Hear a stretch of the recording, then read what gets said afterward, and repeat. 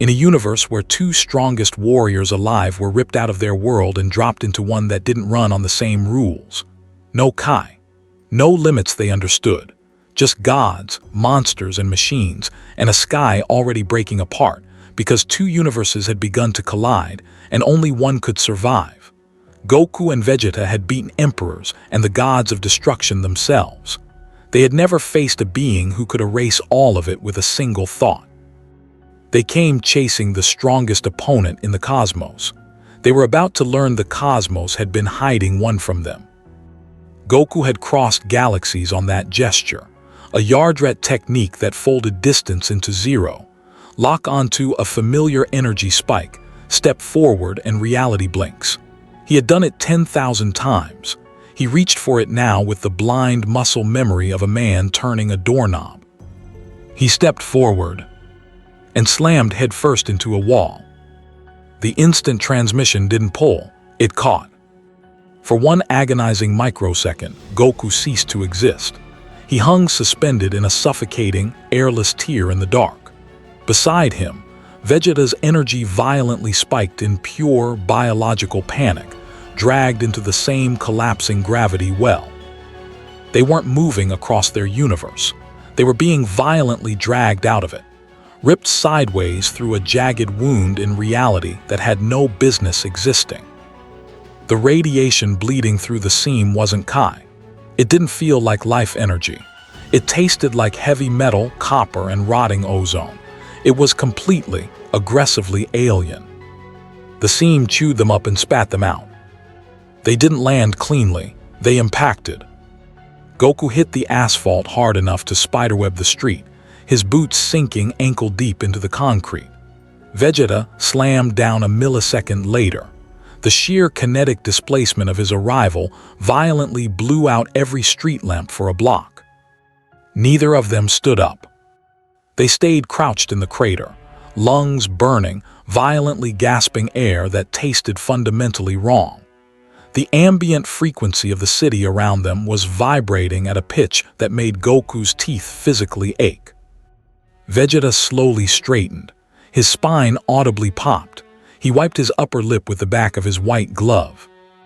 It came away smeared with red, a bloody nose from a teleportation jump. That was mathematically impossible. Kakarot. Vegeta's voice wasn't a yell. It was a dead, guttural rasp. The sound of a man whose combat instincts were already screaming at him to start killing. Where the hell did you just drag us? I don't know, Goku admitted. He straightened slowly, turning in place, and the easy grin he wore into every fight had gone uncertain at the edges. I locked onto a power, a really big one, but the jump, he frowned, the jump hit something, like there was a wall where there shouldn't have been one and we went through it instead of around. You guessed. I didn't guess, the technique just. You hurled the Prince of all Saiyans through a hole in the sky on a guess. Goku didn't answer because he had stopped listening. He was reading the air. It was a city around them, or it had been tall towers of glass and steel rising into a sky the color of a bruise, streets gone empty and silent in a way that prickled at the back of his neck. But the architecture was not what held him. It was the energy. In his own universe, Goku could close his eyes and feel the living web of the cosmos laid out before him, every fighter a point of light, every power a note he could name. Here that sense came back wrong. The world was drenched in power, more sources of it than he could begin to count, but none of it moved the way Kai moved. Some of it was machine cold and precise. Some of it crackled like storm and old myth, and threaded through all of it, faint and patient and utterly alien, was something that tasted of magic, of forces that answered to rules no Saiyan had ever been taught. You feel that, Goku said quietly. Vegeta had stopped arguing. His arms were folded, but his eyes had narrowed to blades, and he was staring at the skyline the way a soldier stares at unfamiliar terrain. I feel it. This place is crawling with strength. Dozens of them, maybe hundreds. His jaw tightened. And not one of them reads like anything I have ever fought. These aren't fighters trained the way we were trained, Kakarot. This power was given, inherited, stolen. Half of it doesn't even belong to the things carrying it. For Vegeta, who had clawed every ounce of his strength out of pain and pride, and a lifetime of refusing to break, there was something close to disgust in the observation. What kind of world hands out power like coins? A strong one, Goku said, and the grin came back despite everything, because that was the part of him that no broken jump and no alien sky could ever quite turn off. Vegeta, if a whole world is this strong, imagine how strong the strongest one is. I would rather imagine how we get home. That sobered him, gee. Goku raised 2 fingers to his forehead again, reaching out across the dark for the one thing that would tell him where they were, a familiar Kai, any familiar Kai, the faint, distant warmth of the world they had been torn out of. He searched for the bright, steady fire of their friends. He searched for the spin of their own planet's billions. He searched the way a man pats his pockets in a panic for something he has carried his whole life. There was nothing. Not silence. Silence would have been a direction. This was an absence shaped like a wall, the same wall his jump had struck, sealing the way back so completely that he could not even find the edge of it to push against.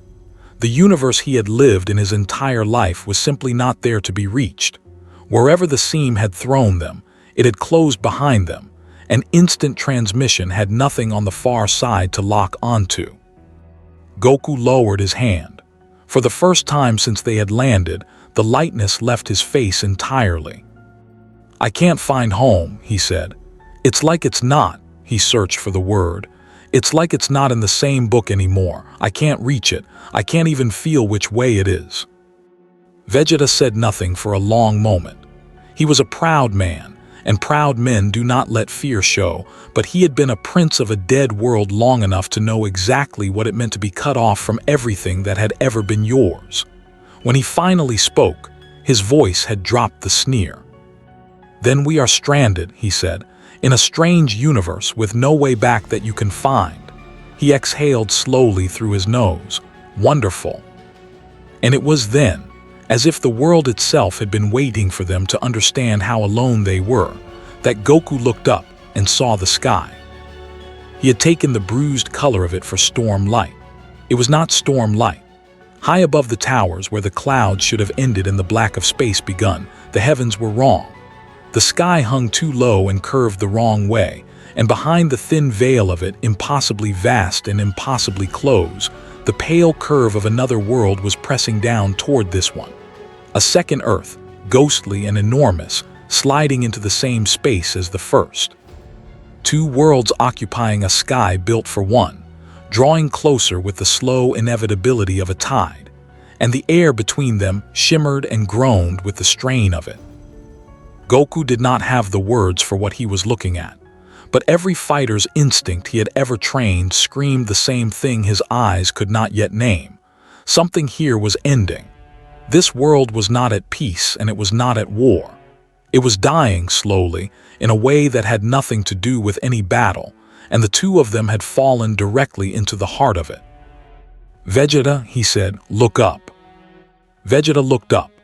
The prince of all Saiyans, who had stood unflinching before the gods of destruction, who had let a sun explode in his face and laughed, stared at the second world bleeding into the sky above an alien city, and for once in his long and furious life found that he had nothing to say.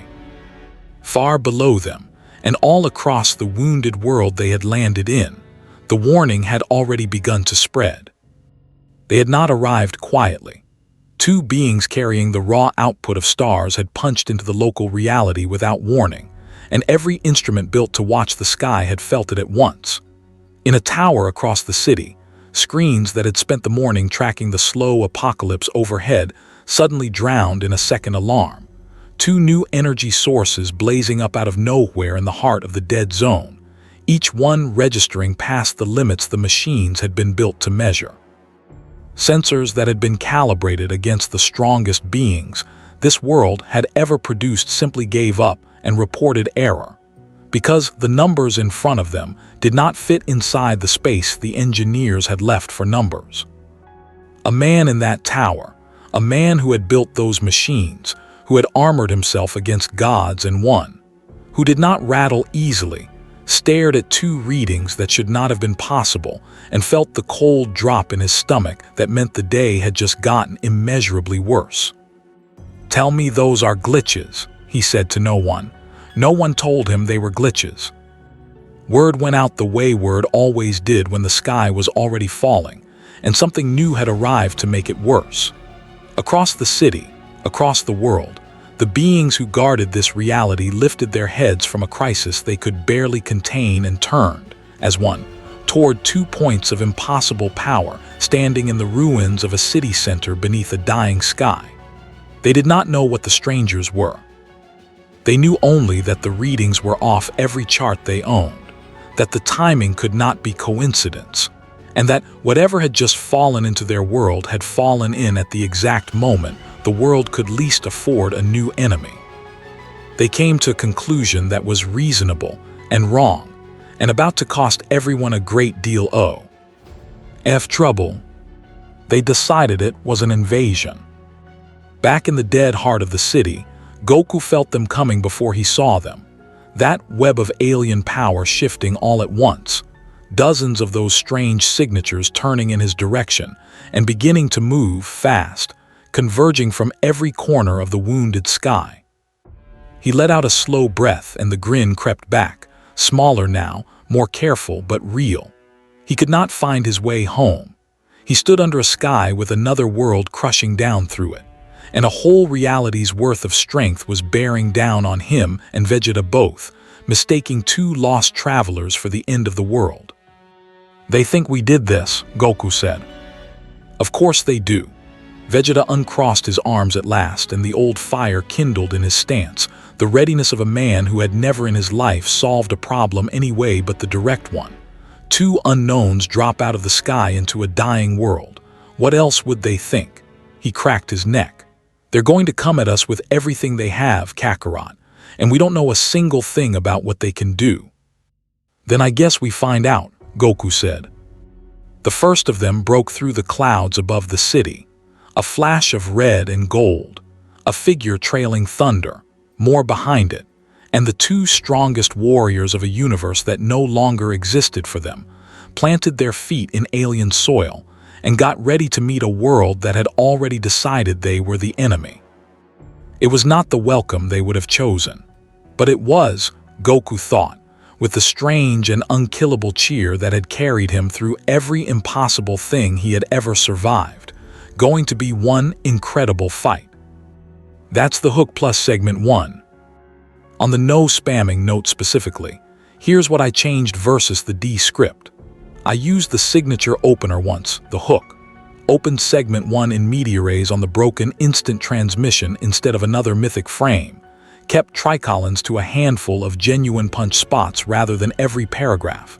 Dropped the thing, held its breath, closer entirely. And let the Goku/Vegeta banter carry the texture that the left-hand monologue carried before. Registers brighter and more kinetic to match Dragon Ball, while the narrator stays in your grave third-person voice. Stranded Stakes and The Incursion, the second world in the sky, are both planted, and it hands off cleanly to the Segment 2 Avengers Clash.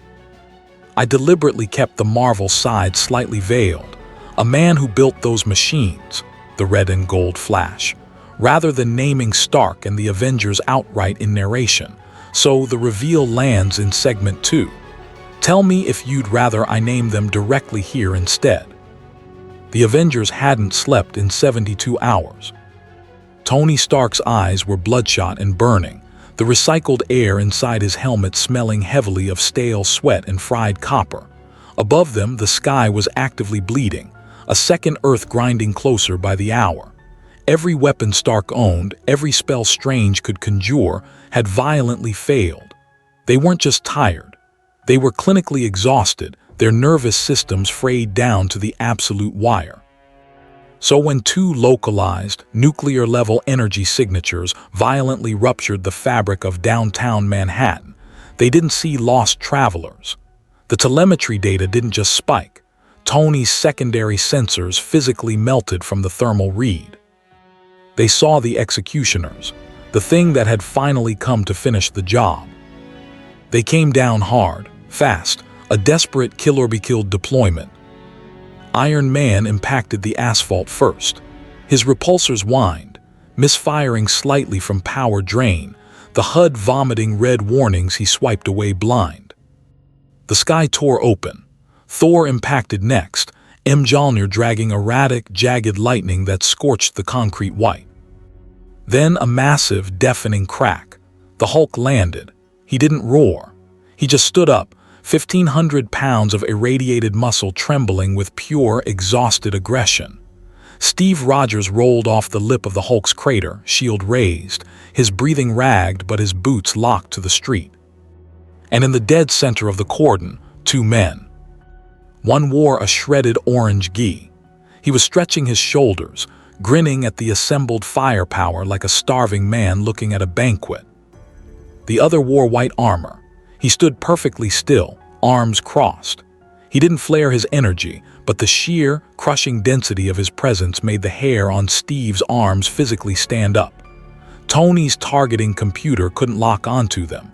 The lenses kept trying to focus on a thermal mass that the sensors insisted was burning hotter than the sun.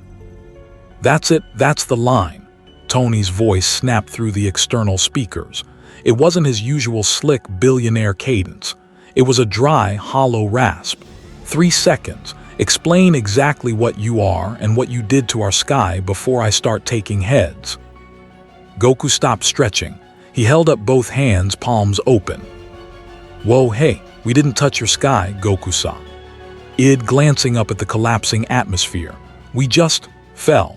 There was this hole and it grabbed us and—" "Stop talking, Kakarot." Vegeta's voice cut through the ambient noise of the street. Low, cold, absolute. He didn't uncross his arms.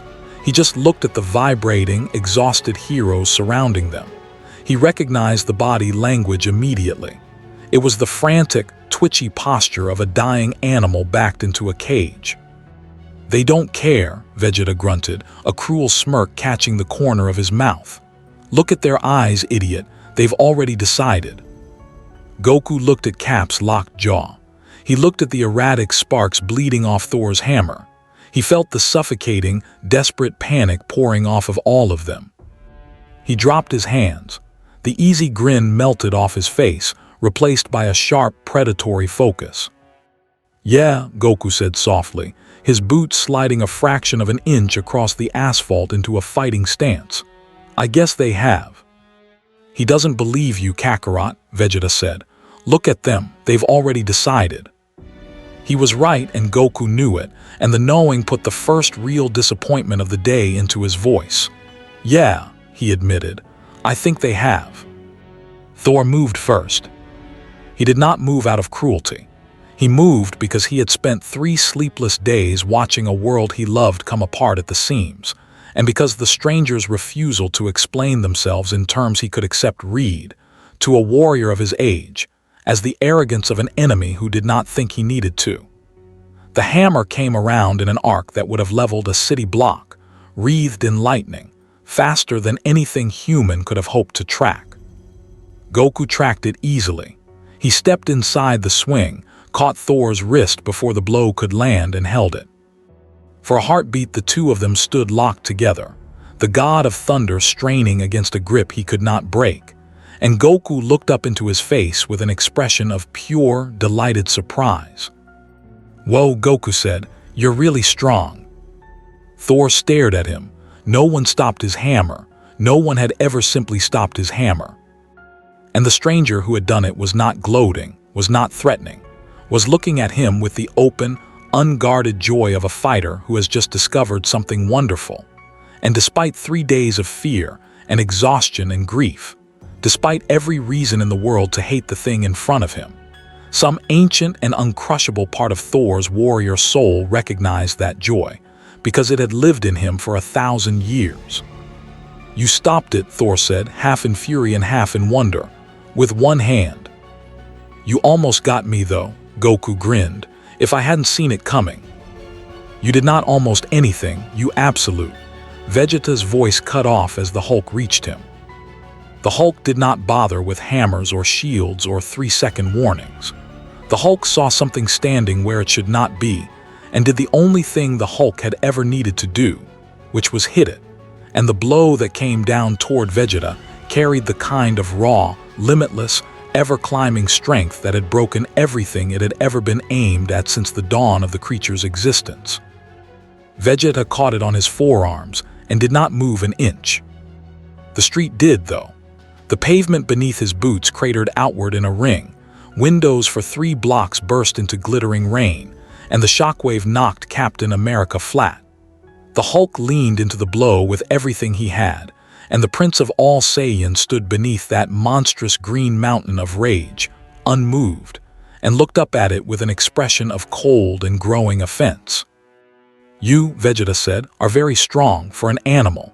He shoved, almost gently, and the Hulk went skidding back across the ruined street on his heels, gouging twin trenches in the asphalt. "But you attacked the Prince of all Saiyans in a world we did not ask to fall into, and you call us the invaders." The air around him began to shiver. "I have been patient, Kakarot. I am finished being patient." "Vegeta, don't." He went gold. The transformation tore up out of him in a pillar of light that turned the bruised afternoon white, his hair flaring upward, the cracked ground around his feet tearing loose and rising into the air on the pressure of his aura alone. The shockwave of it staggered every hero on the street. Tony's suit logged a power spike that broke the top of its scale and kept climbing, and somewhere behind his faceplate, the most arrogant man on Earth felt his mouth go dry, because he had stood beside gods and monsters and the end of the world more than once, and he had never, not once, seen a reading do that. "Okay," Tony said quietly to no one. "Okay, that's okay." What followed was not really a battle. A battle has 2 sides that believe they can win. For about 90 seconds, the Avengers learned, in the hardest possible way, that the strangers in the city center operated on a level the rest of their universe had sim.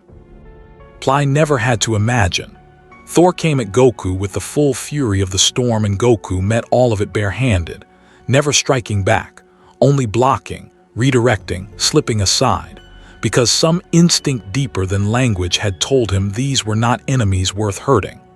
The Hulk threw himself at Vegeta again and again, and bounced off a wall of golden contempt each time. Captain Marvel arrived halfway through, blazing down out of the dying sky like a second sun, and traded a single devastating exchange with Vegeta that cracked the sound barrier and left a crater where a building had been. And even she, who had punched out warships and shrugged off the heat of stars, came away from it understanding that she had just met something out of her weight class. And the whole time, the strangers held back. That was the thing Tony's instruments kept telling him, the thing that did not fit the story of an invasion. The readings off the 2 of them dwarfed everything his suit could field, dwarfed Thor, dwarfed the Hulk, dwarfed Carol. By every number he had, the city should already be a smoking hole, and the Avengers should already be dead. Instead, the orange one was apologizing between blocks. Sorry, I didn't mean to throw you that hard." And even the gold one, for all his fury, kept pulling his strikes a fraction short of fatal, like a man swatting wasps he would rather not kill. They were not fighting to win.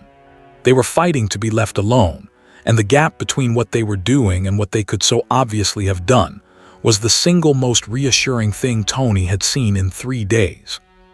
"Stand down," Captain America's voice cut across the chaos, the command in it old and absolute. "Everybody stand down." He hauled himself up out of the rubble, shield raised not in attack but across his body, and he looked past the impossible power and the wrecked street to the thing his soldier's eye had finally caught.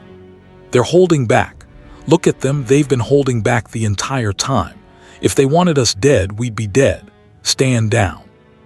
For a moment that hung on a knife's edge, Thor's hammer raised, the Hulk gathering for another charge, Vegeta blazing gold and ready to end it. The whole ruined street went still. And then the sky reminded everyone what the real problem was. High above, the second world ground another fraction closer, and the air between the 2 Earths tore with a sound like the universe itself drawing a pained breath. A pulse of raw, wrong energy rolled down over the city, and every fighter on that street, hero and stranger alike, staggered under the weight of it. The towers groaned. Cracks of impossible light raced across the heavens.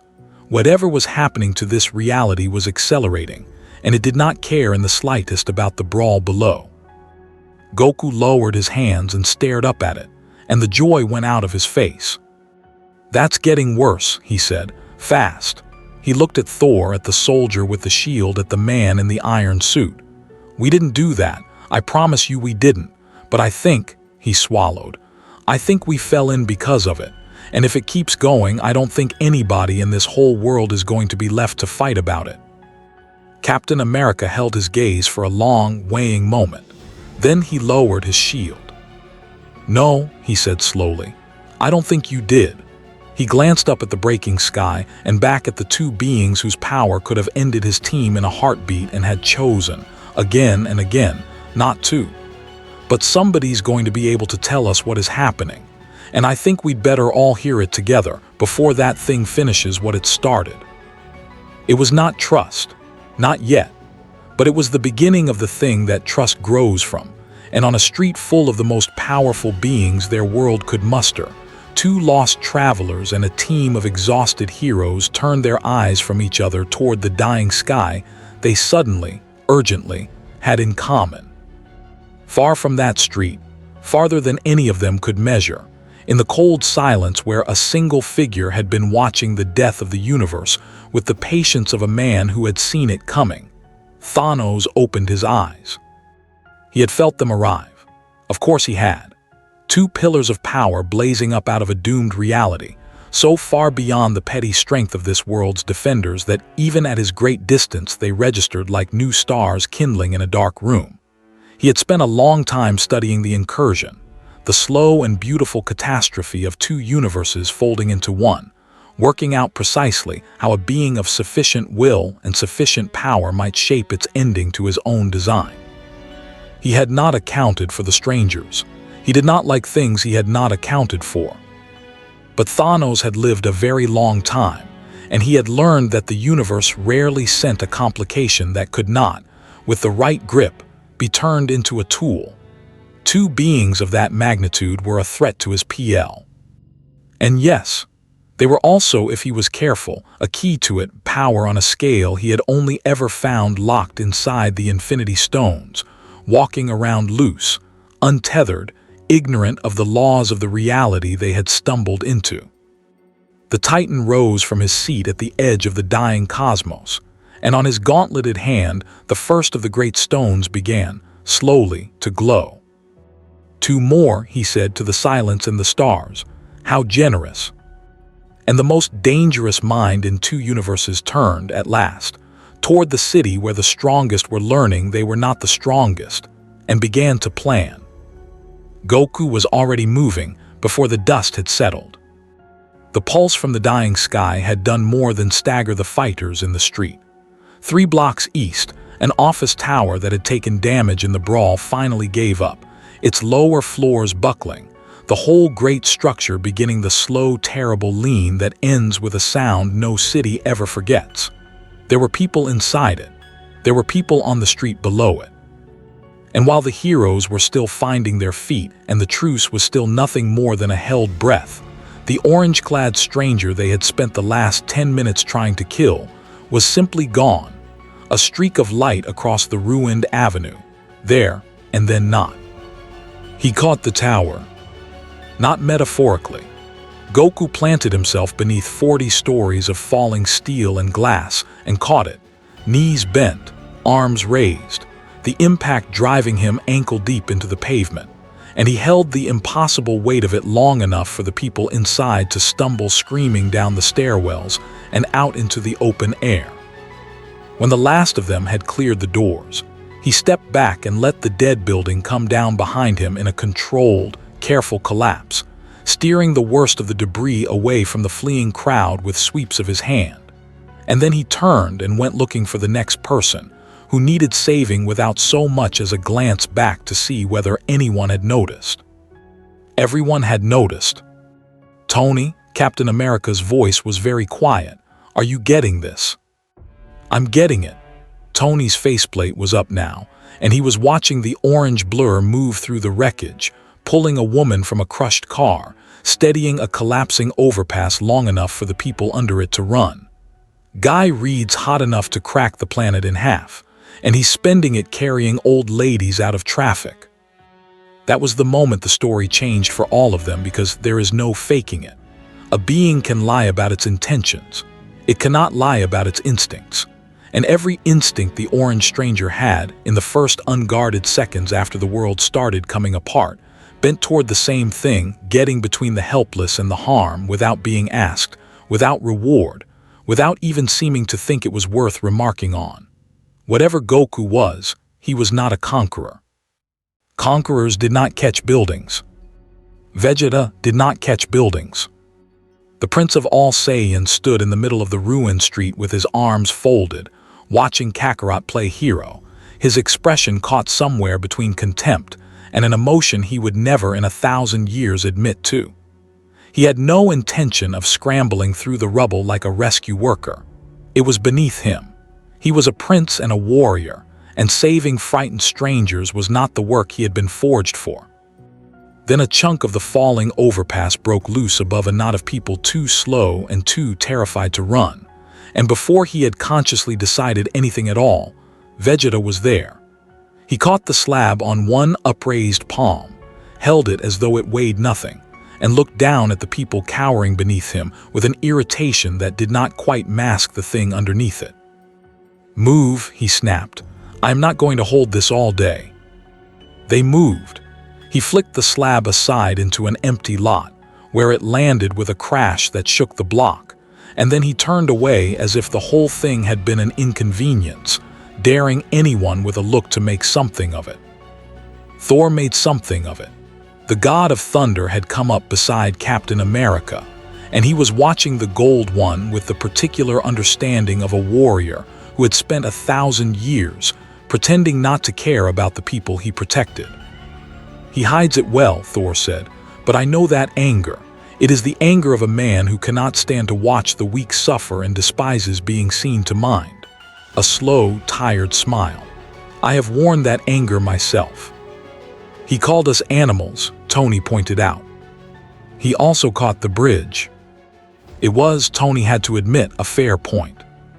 The very thing that Captain America had refused to call trust began, in those minutes, to become something a little more solid. The Avengers had spent 3 days fighting an enemy they could not punch, a slow cosmic catastrophe with no face and no fist, and now 2 beings had fallen out of the sky who could clearly punch almost anything, and who, again, sent every reasonable expectation, had spent their first 10 minutes in this world refusing to harm a single one of Earth's defenders, and then immediately throwing that terrifying power into saving its people. You did not have to like the Gold One's mouth to understand what that meant. It was Doctor Strange who put an end to the détente, because Doctor Strange had been the only one of them, that whole time, looking at the right problem. He had not joined the fight. He had stood at its edge, the eye of Agamotto open at his throat, his attention fixed not on the strangers but on the wound in the sky above them, and what he had read there had drained the color from a face that did not frighten easily. When he finally stepped forward, the cloak of levitation carrying him over the rubble, the others fell quiet, because Strange wore the expression of a man about to say something no one wanted to hear. "They didn't cause it," he said. "I need everyone to understand that first, because we have wasted 10 minutes and a city block on the wrong enemy." His gaze settled on Goku and Vegeta, and there was no hostility in it, only a grim and exhausted urgency. But their arrival and the thing happening to our sky are not unrelated. They fell through a tier that should not exist, and that tier exists because 2 universes are dying into each other. "Explain," Vegeta said. "It was not a request." Strange explained. He told them, in the plain, hard words of a man who had stopped having time for comfort, what an incursion was 2 entire universes, each with its own Earth, drifting across the impossible gulf between realities until they occupied the same point in space. He told them that the laws holding existence together could not abide it, that when 2 universes touched, The strain would tear both of them apart unless one of the two Earths was destroyed first. One world sacrificed to spare two cosmoses. That was the arithmetic. That was the cruelty written into the bones of reality itself, and it could not be argued with, only obeyed or refused. So one of these worlds has to die, Captain America said slowly, no matter what we do. Unless we find another way, which I have not been able to, Strange's jaw tightened. But that is not the worst of it, because someone else has already done the math and reached a conclusion and begun to act on it. He looked up at the breaking sky. There is a hand on this catastrophe. I have felt it for 2 days and refused to believe it.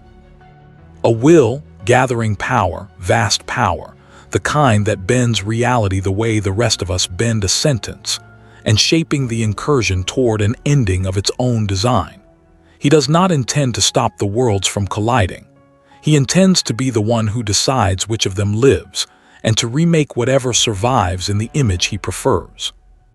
The name landed in the ruined street like a dropped stone. Thanos, Tony said. You're telling me Thanos is behind this? I'm telling you Thanos has found the largest lever in the history of creation, Strange said, and put his hand on it. With a complete gauntlet, he will not merely choose which universe dies. He will reshape what remains atom by atom, will by will, until existence itself is whatever he has decided it should be. And there is nothing in either of these universes built to stop a being holding that kind of power. He paused. Or there wasn't, until 10 minutes ago. Every head on the street turned toward the two strangers. Goku had gone very still during the explanation, the rescuer's energy draining out of him as the size of the thing settled in. He was not a clever man, and he had never pretended to be, but he understood the only part that mattered. If this whole thing fails, he said slowly, then everybody dies, not just your world, both of them, everyone. Everyone, Strange confirmed. And there's a guy who wants to make sure it ends his way. Goku's hands closed slowly into fists at his sides, by picking who lives. A being who has appointed himself the judge of all existence, Strange said, and given himself the power to enforce the verdict. Yes. Vegeta laughed. It was not a kind sound. Of course he has. His eyes had narrowed to slits, and the old contempt was back in his voice, sharper now, aimed at a target he had not yet met. A creature who could not earn the strength to rule, so he found a glove that hands it to him. Power he did not bleed for. Power he did not break himself 1,000 times to climb toward. He picked it up off the ground and called himself a god. He spat into the rubble. I have spent my entire life clawing my way up from nothing toward strength that was mine. And you are telling me the most dangerous being in 2 universes is a tyrant who cheated. That cheat could erase you from history with a thought, Prince, Strange said evenly. Then I will have to reach him, Vegeta said, before he finishes putting the glove on. For a moment no one spoke, and in that silence the alliance that had been forming all afternoon finally finished forming. It was not friendship. It was something more useful than friendship and faster to grow. The recognition, on both sides, that they needed each other, and that the thing coming for all of them did not care in the slightest who had thrown the first punch. It was Tony who said the thing out loud, because Tony was always the one who looked at a disaster and started counting angles. Okay, so here's where we actually are. Thanos planned this. He's been planning it for who knows how long, and he's accounted for every piece on the board, every hero, every army, every weapon this universe has, because he's fought most of us and beaten most of us. He looked at Goku, then at Vegeta, and something that was almost hope crept into his voice for the first time in 3 days. Except you too. He didn't plan for you. He couldn't have. You're not from the board. You fell in through a hole in reality about an hour ago, and you hit harder than anything either of these universes has ever produced. A short, disbelieving laugh. For the first time since this started, there's a variable on this board that the big purple bastard didn't see coming. And it's the 2 guys we just tried to kill. Goku looked up at the dying sky, at the second world pressing down through it, at the faint and terrible glow he could now feel gathering somewhere far beyond it. The will Strange had described, the hand on the lever, the god who had decided he would be the one to choose. The grin that came to his face was not the easy, delighted one he had worn at the start of the fight. It was quieter than that, and harder, and it belonged to the part of him that had never once walked away from someone who needed protecting. "Then I guess we'd better go meet him," Goku said, "before he decides for everybody." But Strange was already shaking his head, and the warning in his eyes was the warning of a man who had seen exactly how this ended. "You don't understand what you'd be walking into," he said. "Whatever you two are, however strong, Thanos with a complete gauntlet is not a fight. It's an execution, and right now, he's only missing a few of the stones." The question hung over the ruined street, unanswered, while above them the heavens kept breaking. How do you punch a god who can erase the fist before it lands? Thanos had been waiting his entire long life to be proven right. He had watched universes squander themselves on appetite, watched the strong refuse to make the hard choices and the weak multiply past what any reality could feed, and he had concluded, with the cold certainty of a man who has never once doubted himself, that existence required a hand willing to do what existence could not do for itself. The incursion was not a catastrophe to him. It was a confirmation. Two universes had grown so heavy with life that reality itself had begun to buckle under the weight, and the cosmos, in its blind mercy, demanded that one of them die so the other might live. Where lesser minds saw a tragedy, Thanos saw a verdict already written. All that remained was to be the one who carried it out, correctly, mercifully, on his own terms, and for that, he needed only to finish what he had started. In the silence at the edge of the dying sky, the Titan closed his great gauntleted fist, and the last of the Infinity Stones settled into place. The gauntlet was complete. He felt it the way a drowning man feels the surface break above his face, the sudden, total, intoxicating rush of being able to do anything. Power, space, reality, soul, time, mind, 6 singularities of pure cosmic authority resting on the back of one hand, and through them the whole of creation suddenly soft and pliable as wet clay. He could end the incursion with a thought. He could choose which world died and which survived. He could remake whatever remained into a garden of his own design, balanced at last, perfect at last, grateful at last. He had only to decide. And then he felt them coming, and his ancient face creased into something that might, on a kinder being, have been a smile. The strangers, the two pillars of impossible power that had blazed into the dying universe an hour ago, the variable he had not planned for. They were not fleeing. They were not hiding. They were hurtling toward him across the ruined cosmos with the heat of stars trailing behind them, and the Titan found, to his mild and genuine surprise, that he was almost pleased. It had been a very long time since anything had been foolish enough to come to him. Doctor Strange's portal tore open above the Titan's domain, and the strike fell through it like a thrown spear. Goku and Vegeta led. They had agreed on nothing except the only thing that mattered, which was that the glove could not be allowed to be used, and they came down on Thanos with everything 2 Saiyans at the peak of their power had ever learned about ending a fight before it began. Goku struck first, faster than thought, a blow that had cracked the armor of gods, and it landed, clean, square against the Titan's jaw, and Thanos' head actually moved. Vegeta was already there, blazing, driving a fist into the Titan's ribs hard enough to fold a moon, and that landed too, and Thanos staggered, and a thread of dark blood ran from the corner of his mouth. For one wild, soaring instant, it looked like raw strength might be enough after all. "He bleeds," Vegeta breathed, and there was something almost like joy in it, the savage hope of a warrior who has finally found a wall he might be strong enough to break. "Kakarot, he bleeds. A god who bleeds can be killed." They threw themselves at him together, and for a few seconds the death of the universe was put on hold, while 2 Saiyans did what no army of that cosmos had ever managed and put Thanos the Mad Titan genuinely, visibly on the defensive. Their fists fell like collapsing stars. The Titan's domain came apart around the fury of it.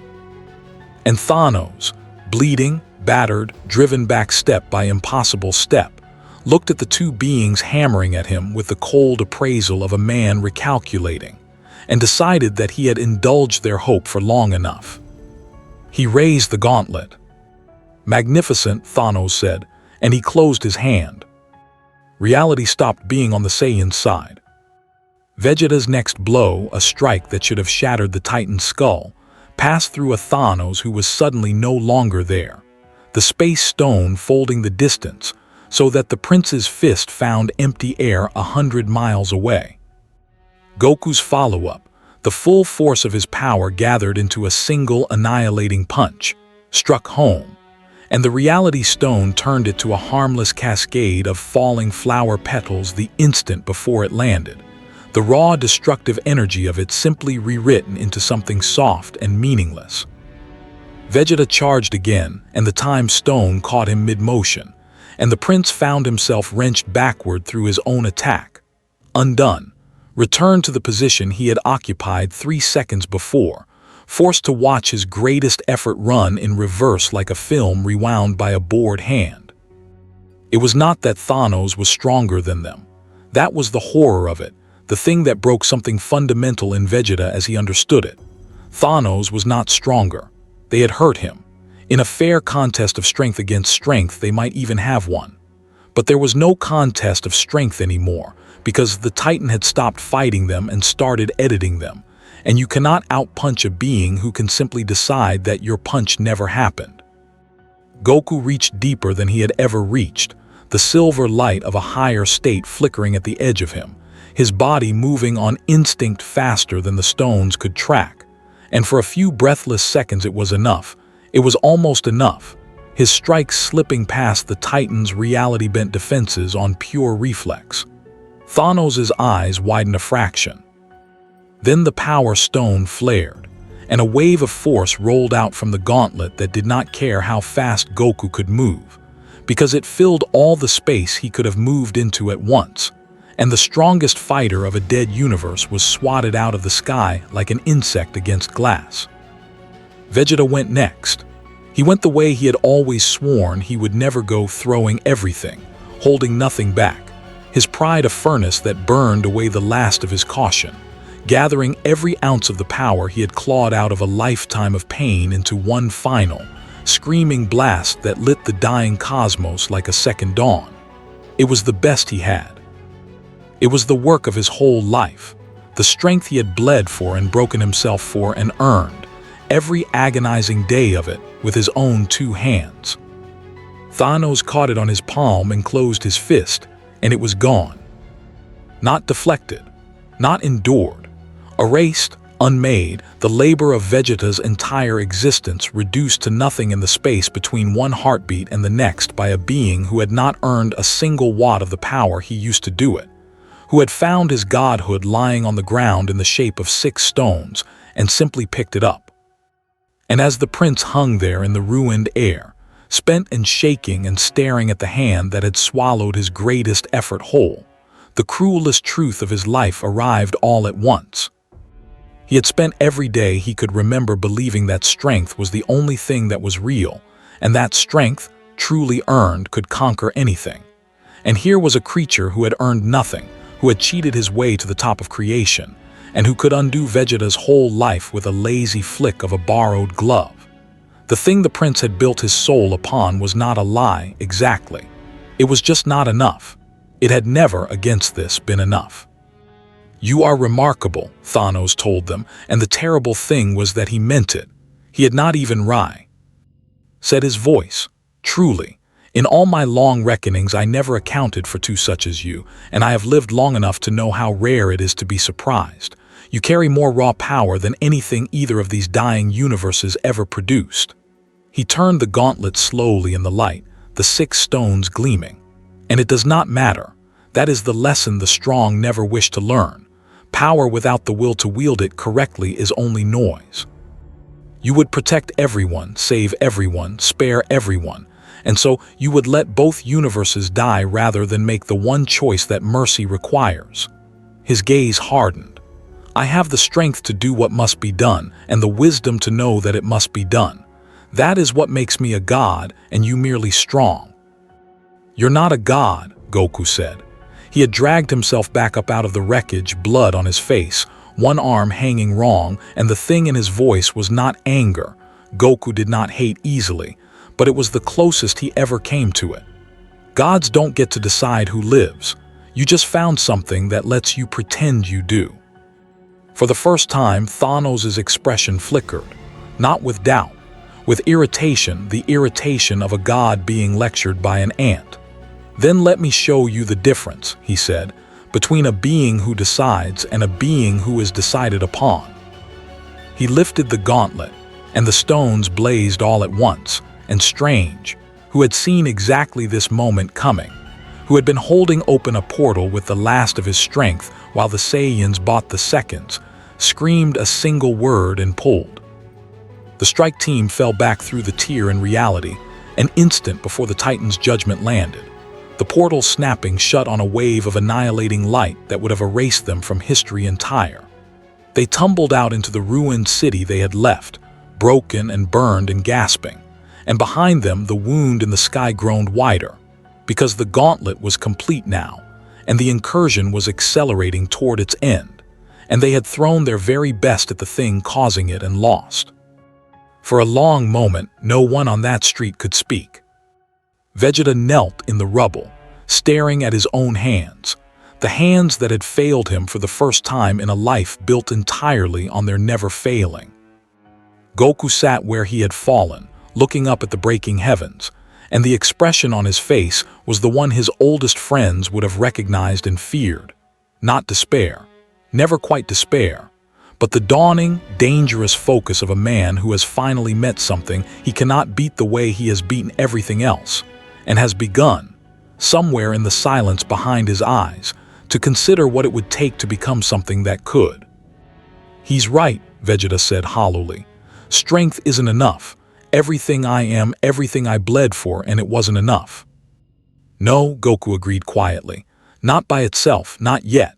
He climbed slowly, painfully back to his feet and turned to face the battered heroes in the dying sky and the prince kneeling in the ruins of his own certainty. "So we stopped trying to beat him the way we've always won. We're not going to outmuscle a guy who can erase muscle." His battered hands closed. "We're going to have to be smarter than him. And then, right when it counts, we're going to have to be stronger than we've ever been. Both. At the same time, or none of it works." Above them, the two worlds ground closer, and somewhere beyond the breaking sky, a complete god turned back to the work of deciding who would be allowed to exist. The strongest had finally found something stronger. Now they had to find a way to win anyway. They had one play, and almost no time to make it. The strike team had crawled back into the ruined city broken and beaten, and the sky above them had perhaps minutes left before the two worlds finished folding into one. There would be no third attempt. Whatever they did, they would do it now, with what they had, against a being who had already shrugged off the strongest blows two universes could throw. So they did the only thing that had ever beaten an enemy who could not be beaten by force. They thought. It was Tony who found the crack, because Tony had spent the whole disastrous first fight doing what he always did, which was watching. "He can rewrite reality," he said, pacing through the rubble, the suit's display throwing equations across the inside of his faceplate. "But he rewrites it through the gauntlet, and the gauntlet runs on him. His will, his focus, his hand. Every time he warped something, there was a fraction of a second where the stones lit before the effect landed. He has to aim it. Which means there's a window, tiny, impossible, but it's there." "A window for what?" Captain America asked. "For me." Strange's voice was hoarse with exhaustion, but his eyes had sharpened. "Magic doesn't run on the same rules the stones do. I can't overpower him, no one can, but for one instant if his attention is somewhere else, I can sever his connection to the gauntlet, cut the will from the weapon. One instant." He looked grimly around the circle. And in that instant, the most powerful object in creation becomes a glove on the hand of a man who suddenly cannot use it. "And then we take it off him," Tony said, holding up a fist that bloomed with crawling silver nanites. "I can lock the gauntlet the second it goes dark, jam the housing, seize the joints. He won't get a snap out of it. But it all has to happen inside that window, and the window only opens if his focus is somewhere it can't afford to be. He turned slowly to the two Saiyans. Which is where you two come in. We need you to do the one thing nobody in either universe has ever managed. We need you to scare Thanos so badly, he forgets to watch his own hand. Goku looked up at the breaking sky, and then at Vegeta, and something passed between the two of them that needed no words. The understanding of two rivals who had spent a lifetime pushing each other past every limit either of them had. "We can do that," Goku said. The portal opened, and they went back to the end of the world together. Thanos was waiting. He had felt them coming again, and the patience had gone out of him now, replaced by something colder. "You return," he said, the gauntlet gleaming as the two worlds groaned closer overhead. "I had thought even you capable of learning. There is nothing here for you but the same lesson, taught again." "Yeah," Goku said, "about that." And then he stopped holding back. What rose out of Goku in that moment was not the gold fury the Avengers had seen in the street. It was quieter and stranger and infinitely more dangerous. A calm that spread through him like still water, his hair shading to silver, his eyes going bright and empty of everything but readiness. He had spent his whole life learning to fight harder, to push more power through his body than the moment before. This was the opposite of that. This was a state his masters had told him God spent eternities chasing and never reaching. A body that no longer waited for the mind to tell it what to do, that moved on pure instinct, faster than thought, faster than intention, faster than the stones could aim. Under the unbearable pressure of a universe about to die and everyone in it depending on him, the thing that had only flickered before finally caught and held. Goku had reached UltraInstinct, and for the first time, Thanos could not touch him. The Titan struck with the reality stone, and the warping passed through the space where Goku had been. He reached with the time stone, and there was nothing to grab, because Goku was already somewhere the stone had not anticipated. He filled the air with annihilating force from the power stone, and Goku flowed through it untouched, a silver ghost weaving between catastrophes, and every time the Titan's hand came up to edit him out of existence, Goku was simply not where the edit landed. He could not outpower the gauntlet. He had stopped trying. He had become the one thing a reality warper cannot rewrite, a target that will not hold still long enough to be aimed at. And Thanos, for the first time in this fight, was forced to concentrate. That was the window. Vegeta saw it open. He had hung back at the start, which was not his way, and the holding back had cost him everything his pride was made of. He watched Kakarot become a god in front of him, watched his rival reach the state Vegeta had chased his whole bitter life and never grasped, and the old envy rose in him, hot and familiar, the need to prove he was the strongest, the best, the one. For one heartbeat, the Prince of all Saiyans wanted nothing more than to hurl himself forward and be the one to bring the Titan down, to claim the victory, to matter most. Then he looked at the dying sky and the fleeing people, and the impossible silver blur keeping a god distracted with everything it had, and Vegeta understood finally, completely, in a way that no battle had ever taught him, that this was not about being the strongest. It had never been about that. The thing he had built his entire soul upon, the relentless climbing pride that had defined him from the day his world burned, was in this moment worth exactly nothing unless he could spend it on something larger than himself. So he spent it. Vegeta did not fly at Thanos to win. He flew at Thanos to hold. He came in low and brutal beneath Goku's storm of evasion, ignoring every instinct that screamed at him to fight clean and fight for glory, and he wrapped both arms around the Titan's gauntleted hand and forced it down with the full and final strength of his life, pinning the most powerful weapon in creation against the Titan's own body. Thanos turned the stones on him at point-blank range, and Vegeta did not let go. The Power Stone burned through him and he did not let go.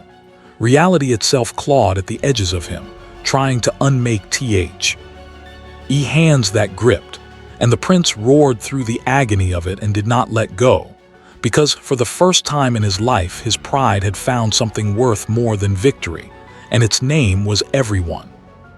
Strange, Vegeta screamed, "Now do it now." Dr. Strange did it. The spell tore out of him with the last of everything he had, golden bands of light lancing across the dying cosmos, wrapping the Titan's arm, finding the impossible seam between the will and the weapon and cutting it, severing Thanos from the gauntlet for one single, irreplaceable instant. The stones went dark. The god of reality became, for one heartbeat, only a very large and very surprised man with a useless glove pinned to his side by a dying prince. And in that heartbeat, everything the others had been holding back arrived at once. Tony's nanites swarmed the gauntlet and seized every joint of it solid. Captain Marvel hit Thanos from one side like a falling star, and Thor hit him from the other, wreathed in the full fury of the storm. And the Hulk drove into him from below with a bellow that cracked the air. And the whole battered alliance threw the entirety of its strength into the one task that mattered now, keeping the Titan's hand off the gauntlet for the half-second more it needed. And Goku, the silver light blazing, gathered all the impossible power he had spent the fight refusing to waste into a single point, and drove it not at Thanos but at the gauntlet itself, at the joint where Tony's nanites had locked it, at the one place in creation where overwhelming force and a severed connection met. The gauntlet came off the Titan's hand. It spun away into the ruined dark, dead and dark and gripless, 6 singularities of cosmic power suddenly belonging to no one at all, and Thanos, the self-appointed god of 2 universes, was left standing in the wreckage of his certainty with empty fingers, and a dawning understanding that the variable he had not planned for had cost him everything. He was still Thanos. He was still strong enough to break worlds with his hands, but he was not a god anymore, and against the combined fury of every fighter on that field, with Goku moving on pure instinct beside them, the difference between a god and a very strong man was the difference between everything and nothing. They bore him down. They broke him. The mad Titan, who had decided he alone should choose who lived and who died, was beaten at last, not by a power greater than his, but by a hand that had refused to reach for the glove, and a prince who had chosen to be a shield instead of a sword. When it was over, Goku came down out of the silver and caught Vegeta before he could fall. The prince was barely conscious, his armor scorched away, his body broken in ways that even a Saiyan should not survive, the price of holding a god's hand at point-blank range while reality tried to erase him. But he was breathing, and when his eyes found Goku's, there was no envy left in them at all, only the exhausted, unfamiliar peace of a man who had finally understood what his strength was for. "Did it work?" Vegeta rasped. "It worked," Goku's voice cracked. "Vegeta, you held a god. You held a god with your bare hands so the rest of us could." "Don't," Vegeta managed. "Make it a speech, Kakarot." But the corner of his mouth twitched almost towards something that on any other man would have been a smile. They had won. Against everything, against a being who could rewrite existence, against the longest odds either universe had ever faced, they had won. And then Goku looked up, and the relief died in his chest because the sky was still falling. The gauntlet was loose and the Titan was beaten, but the 2 worlds above them had not stopped closing, and the terrible arithmetic Strange had named had not changed. One universe still had to die for the other to live. They had defeated the god who wanted to choose the ending. They had not yet found a way to escape it. Beating Thanos had bought them nothing but the right to watch the universe end with clear eyes. That was the cruelty waiting on the far side of victory. The Titan lay broken in the wreckage of his certainty, the gauntlet dead and gripless in the dark beside him, and above them the 2 worlds ground closer with every passing second, indifferent to who had won the fight beneath them. The arithmetic Strange had named had not changed. 2 universes occupied one point in reality, and the laws holding existence together demanded that one of them die so the other might survive. They had stopped the god who wanted to choose the death. They had not found a way to stop the death itself. "There has to be another way," Goku said. He was still holding Vegeta upright, the silver light long since faded out of him, and he was looking up at the falling sky with the stubborn, unreasonable refusal that had carried him through every impossible thing he had ever survived. "There's always another way." "There isn't, Stran." G's voice cracked. "I have run this 1,000 times. The math is absolute. One world dies or both do. That is not Thanos' cruelty, it is the universe's. He was only the first one willing to do what reality requires." He looked at the loose gauntlet, and something terrible and tempting moved across his face. The only power that could even attempt to overrule it is lying right there, and no one alive can wield it long enough to try without being unmade. "Then we don't wield it long," Goku said. "We wield it once." It was Vegeta who understood first, Vegeta, broken and barely conscious, who had spent the whole war learning what strength was actually for. "The glove can't make enough power to pull two universes apart," he rasped. "Even Thanos never tried it. He chose to kill one instead because it was easier." His ruined hand closed weakly on Goku's arm. "But the glove was never the strongest thing on this battlefield, Kakarot. We were. The glove shapes. We push." Strange's eyes went wide. "The stones to stabilize the wound and hold reality together," he breathed, following it. "And a power source from outside this universe to force the worlds apart, more raw energy than the stones could ever safely channel on their own." "Then you aim it," Goku said, "and we'll be the power, all of it, everything we've got." He looked down at Vegeta. "You don't have to." "I held a god, Kakarot," Vegeta said. "Do not insult me by asking if I have a little left for the universe." And he dragged himself upright, swaying, gold flickering weakly back to life around him. "Besides, I want him to see it." His eyes found Thanos where the Titan lay watching. "I want him to watch us do the thing he swore could not be done." What happened next, the survivors of two universes would spend the rest of their lives failing to describe.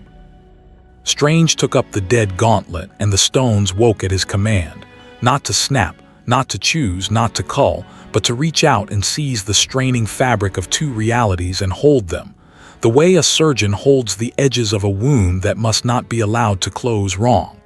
And into that working Goku and Vegeta poured everything they were, not at an enemy, not to destroy. For the first time in either of their long, violent lives, the two strongest warriors of a dead world turned the full and terrible sum of their power toward the single purpose of saving, pushing, with the strength they had each bled a lifetime to earn, against the weight of a colliding universe. The sky screamed. The two worlds, locked in their fatal embrace, began, impossibly, to separate. It should not have worked. By every law Strange knew, by every reckoning Thanos had ever made, it was not possible. The energy required was simply too vast, beyond what any wielder could survive, beyond what the stones could safely hold.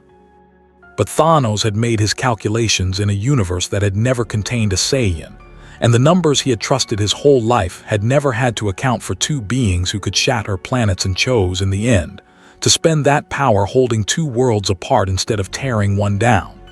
The stones held the wound. The Saiyans pushed, and slowly, agonizingly, against the absolute arithmetic of the cosmos, the impossible third answer began to come true.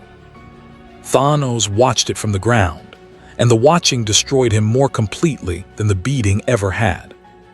He had built his entire existence on a single conviction, that the universe demanded hard choices, that mercy was a weakness the strong could not afford, that someone had to be willing to sacrifice the part to save the whole, and that he alone had the strength and the wisdom to do it.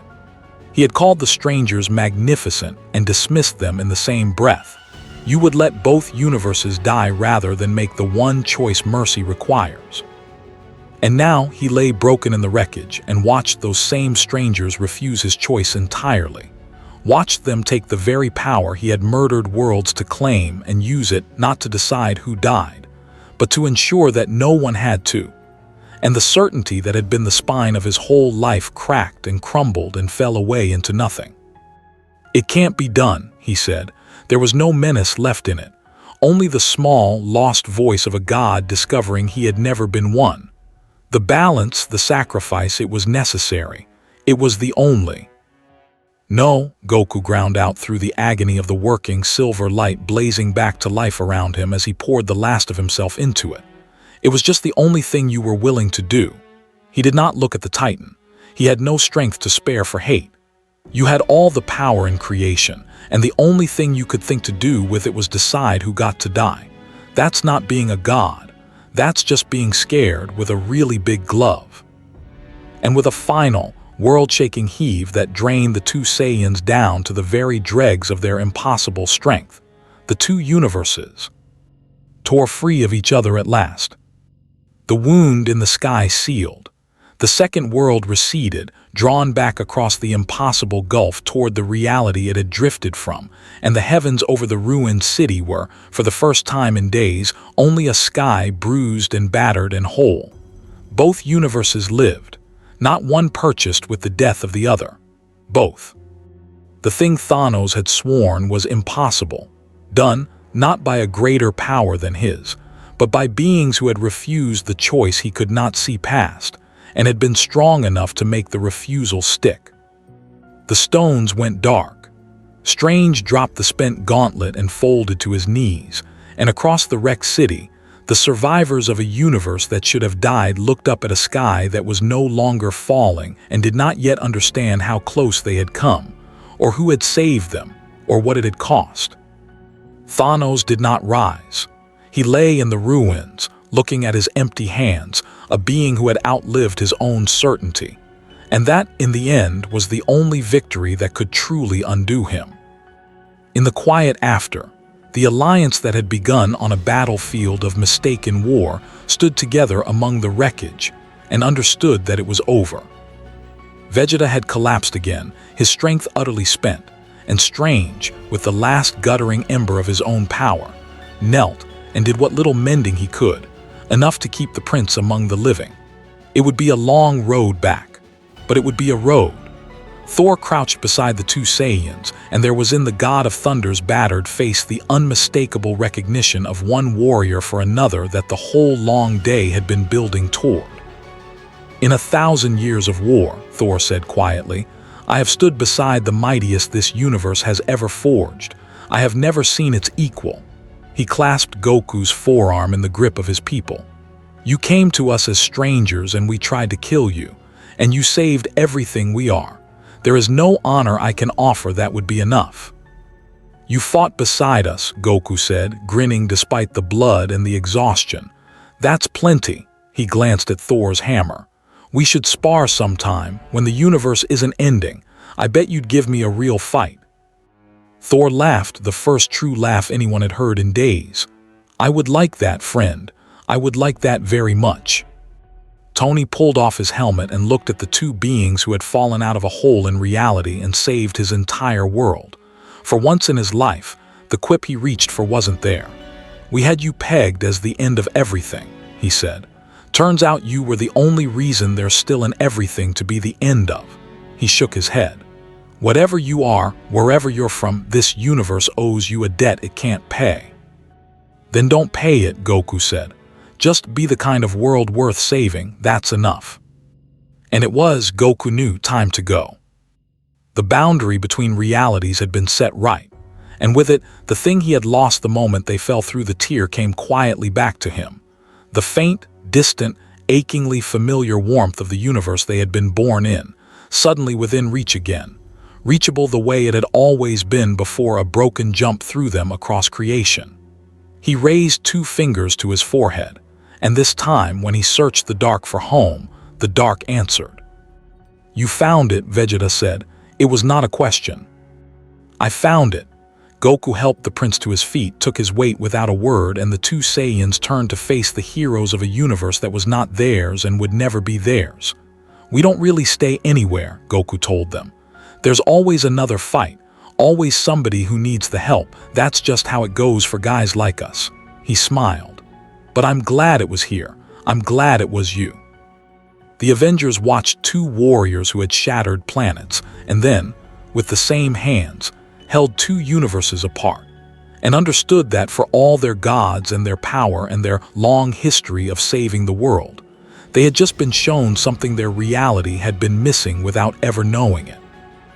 Then Goku put 2 fingers to his forehead, and the strongest beings either universe had ever seen vanished from the broken city as quietly as they had come, leaving behind a healed sky, a humbled god, and a world full of heroes who would never quite be the same. The world would tell it strangely in the years that followed. They would say 2 warriors fell out of a tear in reality on the day the sky began to die. Beings of impossible power who were mistaken for the end and turned out to be the salvation, who beat a god, refused his terrible mathematics, held 2 universes apart with their bare hands, and then simply went home, asking for nothing, taking nothing, leaving only a debt that could never be repaid. They would call it a cosmic accident. A mistake in the fabric of things, a door that opened where no door should have been. But a universe ruled by gods had needed some thing its gods could never give it, not more power, for it had power enough, but 2 warriors who understood that power was something you earned and something you spent for others, and never, ever something that gave you the right to decide who lived. Fate had not made a mistake when it threw them through that tier. It had sent the one thing a cosmos of false gods could not save itself without, someone who refused to be one. And somewhere across the gulf of realities, in a universe that was theirs, 2 Saiyans came home stronger and quieter, and changed in ways no battle had ever changed them before.